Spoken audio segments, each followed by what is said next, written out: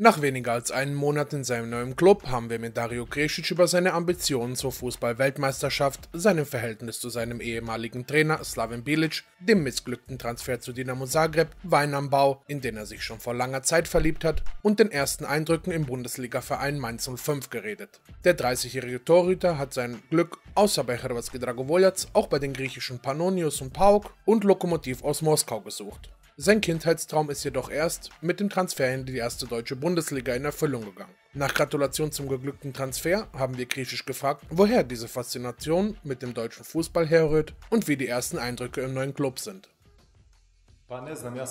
Ich bin sehr früh nach Deutschland gegangen, wo ich 6 Jahre lang gespielt habe. Mit 16 bin ich hergekommen. Ich habe dieses Land lieben gelernt. Ich mag die Arbeitsmethoden. Daher rührt das alles. Mit Mainz war ich schon vor einigen Jahren im Gespräch. Ich fühle mich verbunden mit diesem Club und es war mein Wunsch, unter allen Umständen wieder nach Deutschland zu kommen. In Mainz fühle ich mich wohl, mit dem Club, mit allem, was hier geboten wird.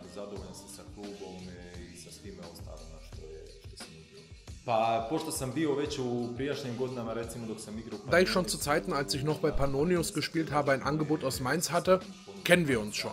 Damals habe ich mich zwar für PAOK entschieden, aber es gab also schon zweimal Gespräche. Und nun, beim dritten Mal, hat es endlich geklappt.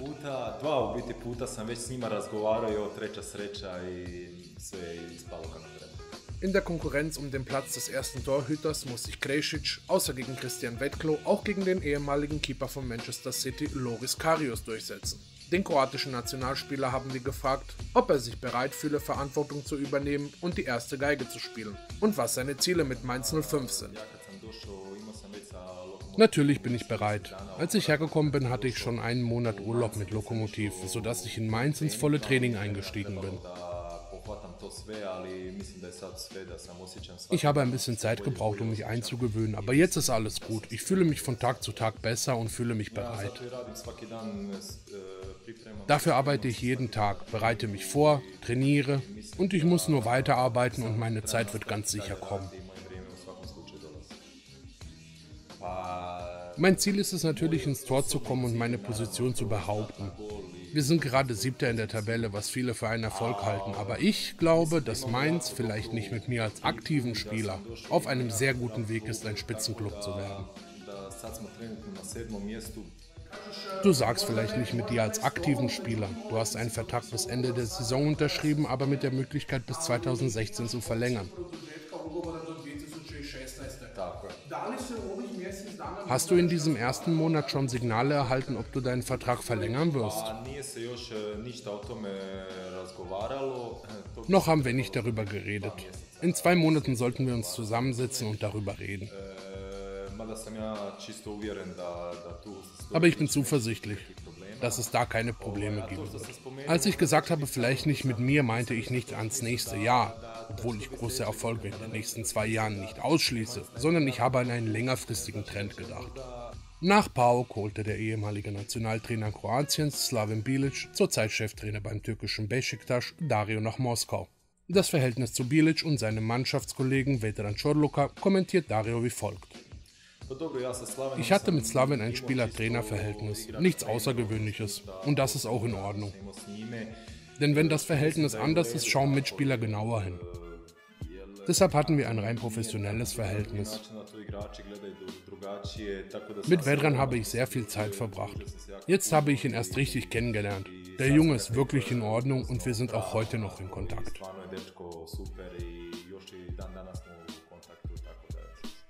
Hat er dir schon zum Transfer gratuliert? Ja, sicher. Er war einer der ersten, die mich beglückwünscht haben und wir telefonieren auch heute noch regelmäßig. Mit gerade einmal 16 Jahren verließ Dario den kroatischen Fußball und unterschrieb das erste Mal für eine deutsche Mannschaft. Damals war es der VfB Stuttgart. Warum er so früh sein Glück im Ausland gesucht hat, erklärt der 1,96 Meter große Torhüter so. Ich weiß es nicht. Mich hat diese Liga schon als kleines Kind beeindruckt. Montags gab es eine Sendung, die 5 Ligen, und immer habe ich die Bundesliga verfolgt. Die fand ich am besten. Und als ich dann ein Angebot aus Deutschland bekommen habe, habe ich nicht gezögert. Ich glaube, ich habe eine sehr gute Entscheidung getroffen. Vielleicht habe ich den schwereren Weg zum Erfolg gewählt, aber ich habe sicherlich keinen Fehler begangen.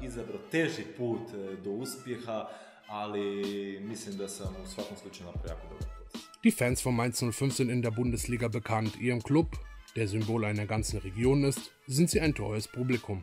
Der gebürtige Vukovarar kommentiert die Unterschiede zwischen den deutschen, griechischen und russischen Fans und wie sich die Atmosphäre in den Stadien unterscheidet. Ich weiß noch von früher, dass die Leute, die ganze Stadt, für Mainz 05 leben. Es ist eine wunderbare Atmosphäre. Jetzt hatte ich das erste Mal ein Heimspiel und glaube, die Fans sind eine Riesenunterstützung für den Verein und die Spieler. Darüber bin ich sehr froh. Die Leute erkennen mich auch schon in der Stadt. Mit den Fans von PAOK ist es vergleichbar wie in Mainz. Sie lieben ihren Club, leben mit ihm, nur dass die Fankultur eine andere ist. Eine gröbere, würde ich sagen. Aber doch ähnlich, denn beide unterstützen ihren Club. In Russland hat Lokomotiv nicht so viele Anhänger. Das war für mich sehr eigenartig. Also leere Ränge. Kommt niemand zu den Spielen? Das Stadion von Lokomotiv fast 35.000, aber durchschnittlich waren nur zwischen 10.000 und 15.000 Zuschauer da. Also halbleere Tribünen. 6 Jahre habe ich schon in Deutschland gespielt und habe die Sprache sehr gut gelernt. Daher ist es viel einfacher für mich als in Russland. Aber nicht nur wegen der Sprache, auch wegen anderen Sachen. Auf die Frage, welches der schönste und welches der schlimmste Teil seiner Karriere war, antwortet Dario: Ich glaube, einer der schlimmsten Momente in meiner Karriere war so mit 20, auch in Deutschland, als ich Probleme mit Verletzungen hatte, sehr jung war, unerfahren und nicht stabil genug im Kopf war. Das war sehr schwer für mich.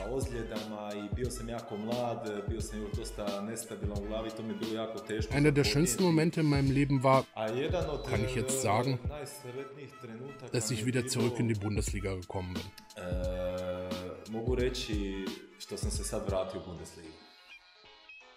Der Manager von Mainz 05, Christian Heidel, hat nur Gutes über Dario Krešić zu vermelden. Gelobt wurde er auch bei Dinamo Zagreb. Der Wunsch des Präsidenten von Dinamo Zagreb, Zdravko Mamić, den Keeper an die Maximirska 128 zu holen, erfüllte sich, auch nach der skandalösen Flucht des Argentiniers Magliore, der zu Recht den Spitznamen El Loco trägt, nicht. Den Grund für den geplatzten Transfer schildert Dario selbst. Realistisch gesehen hatte ich schon letzten Sommer den Wunsch, Russland zu verlassen. Wir hatten auch sehr viel darüber geredet, aber Lokomotiv wollte mich nicht gehen lassen. Das war der Grund für den missglückten Transfer. In der Vergangenheit hast du vehement einen Transfer zu Hajduk Split dementiert. Warum hast du Dinamo eine Chance gegeben und Hajduk nicht? Weil ich von Hajduk nie ein Angebot bekommen habe und nie Kontakt hatte. Daher finde ich diese Reaktion ganz normal.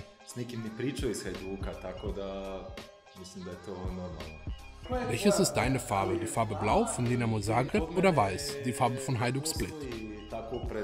Bei mir gibt es so eine Zugehörigkeit wirklich nicht, was Hajduk und Dinamo angeht. Aber ich würde gerne, dass der kroatische Fußball von Tag zu Tag größer wird, dass es keine Probleme wie heute gibt. Aber was nur die Farben angeht, da entscheide ich mich dann doch für Blau.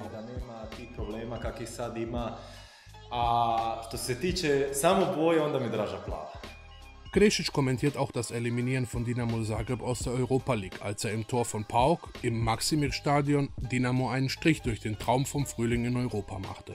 Auch redet er über den Gerichtsprozess seines Kollegen Eduardo da Silva und dem Präsidenten von Dinamo Zagreb, Zdravko Mamić, und ob Knebelverträge im Profifußball an der Tagesordnung sind oder nur eine zu bedauernde Ausnahme. Ich habe für meinen Club gespielt. Jeder Spieler gibt sein Maximum für seinen Club und ich war glücklich, Dinamo aus dem Rennen geworfen zu haben. Denn das bedeutet, dass wir weiterkommen, ohne große Emotionen.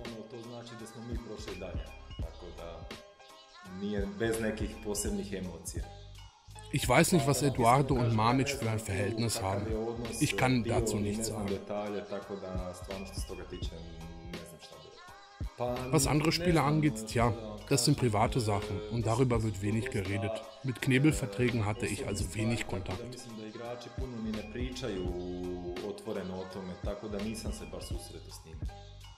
Auf die Frage, ob wir ihn bei der diesjährigen Weltmeisterschaft sehen werden, antwortet Dario: Ich hoffe ja. Einer der Gründe, warum ich mich entschlossen habe, Russland zu verlassen, ist auch wieder zu meiner Form zu finden.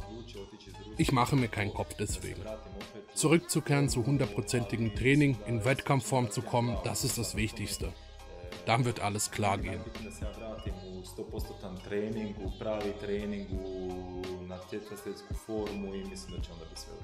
Unter Igor Stimac hat Krešitelj seinen ersten Nationalmannschaftseinsatz beim Gastspiel in Südkorea gehabt. Damals gewann Kroatien mit 2:1. Hofft er auch auf den Anruf von Niko Kovac? Selbstverständlich, jeder Spieler, der auf internationalem Niveau spielt, kann mit Recht sagen, dass er auf einen Einsatz in der Nationalmannschaft wartet. Natürlich wollen wir alle für die Nationalmannschaft auflaufen, aber es gibt für Brasilien eben nur 23 Plätze. Und wie ich schon gesagt habe, an mir ist es zu arbeiten, dann klappt alles.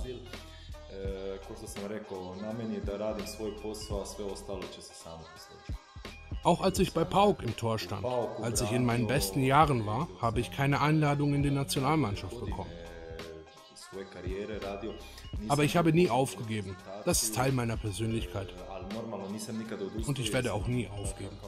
Solange ich Fußball spiele, werde ich um einen Platz in der Nationalmannschaft kämpfen. Ich bin mir meiner Qualitäten bewusst und weiß, was ich der Nationalmannschaft geben kann. Ja sam svjestan svoje kvalitete I znam šta mogu donijeti reprezentaciji. Warum denkst du, haben sie dich so lange übersehen? Ich weiß es nicht. Ein Grund könnte sein, dass ich sehr jung nach Deutschland gewechselt habe und viele Leute mich überhaupt nicht kannten, bis PAOK nicht gegen Dynamo gespielt hat. Hätten wir damals nicht gegen Dynamo gespielt, vielleicht würden viele auch heute noch nichts über mich wissen. Das ist so eine Sache. Erst als wir gegen Dynamo gespielt haben, haben die Zeitungen angefangen, über mich zu berichten. Kroatien hat eine starke Gruppe bei der WM. Was ist deine Prognose? Wir müssen uns keine Gedanken machen, ob unsere Gruppe schwer zu meistern ist, denn auch wir sind sehr stark. Wir müssen uns auf unser Spiel konzentrieren, auf unsere Taktik und die anderen müssen Angst vor uns haben, nicht wir vor ihnen. Einer der Favoriten ist natürlich Brasilien, denn sie haben ein Heimspiel, aber ein anderer großer Favorit ist für mich Deutschland. Ein Torwart muss vor allem erfahren sein, viele internationale Spiele bestritten haben, große Stadien hinter sich haben. Glaubst du, dass du im Vergleich zu Lovro Kalinic und Daniel Subasic die besten Chancen hast, irgendwann der Nachfolger von Stipe Pletikosa zu werden? Ich glaube fest daran, aber leider fragt man ja nicht mich, sondern andere.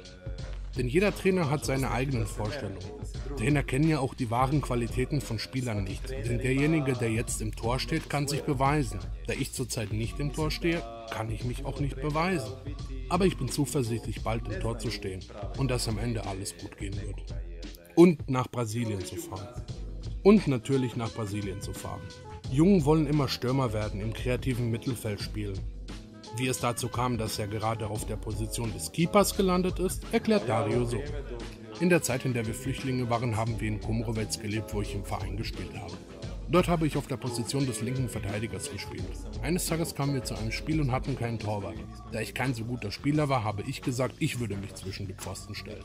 Das erste Spiel sah sehr gut aus und seitdem war ich immer im Tor. Nach dem Umzug nach Zagreb fing ich dann intensiv mit den Torehüten in Busin an.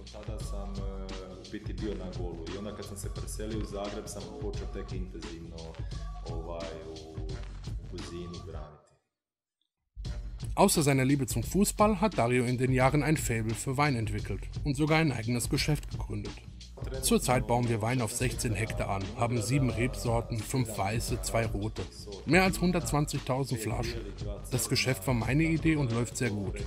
Zurzeit habe ich zwar nicht viel Zeit, mich selber darum zu kümmern, es ist mehr ein Hobby. Aber wir haben unsere Weine auch schon in Deutschland. Woher diese Vorliebe für Wein? Ich mag die Natur, Weinberge, die Ruhe. Ich habe einfach eine Inspiration gehabt.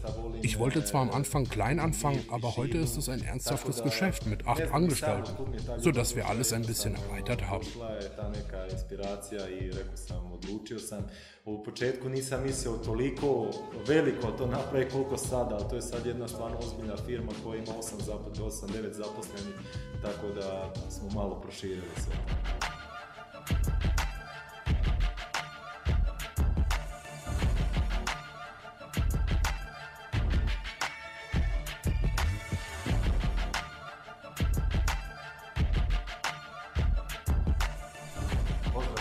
Auf Wiedersehen in Brasilien, Leute.